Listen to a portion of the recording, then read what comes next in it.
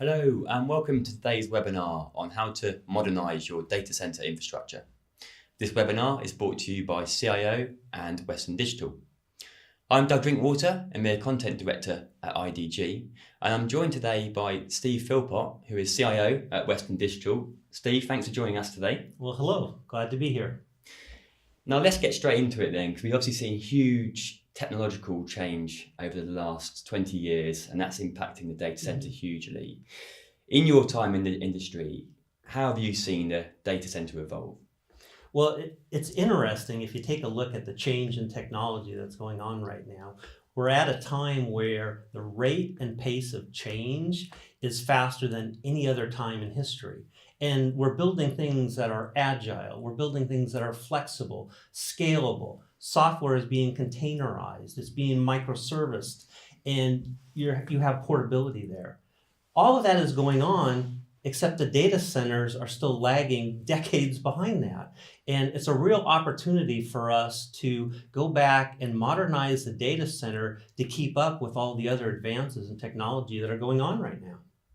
And speaking of those advances, obviously as a CIO yourself, we're seeing this move to become cloud native or cloud first. I guess what I want to get to know from you is how's that impacting the data center? The stat I want to bring to your attention is Gartner predicting that 50% of enterprise generated data will be created and processed outside the traditional data center or cloud by 2022. That's obviously a huge burden, which you just spoke about a minute ago.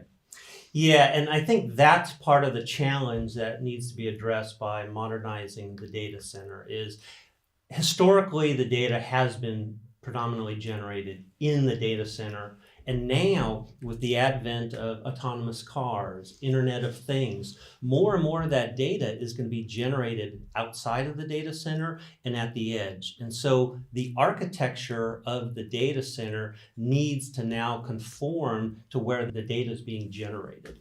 One of the other interesting things that we came across was in one of the data centers we modernized, it was about 700 or 800 servers in there.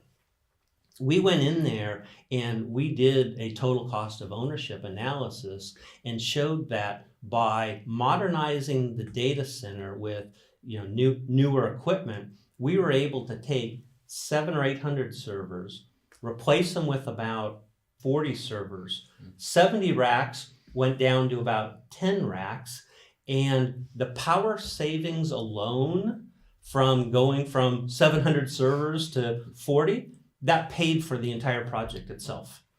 So it's wins like that we use to show back to the business to say, hey, here's the advantage of modernizing the data center. It's not because we just want to put new technology. We're going to get some significant cost savings. Additionally, it gives us advantages in disaster recovery. It gives us advantages in scalability. Just a lot of those type of things that we're realizing.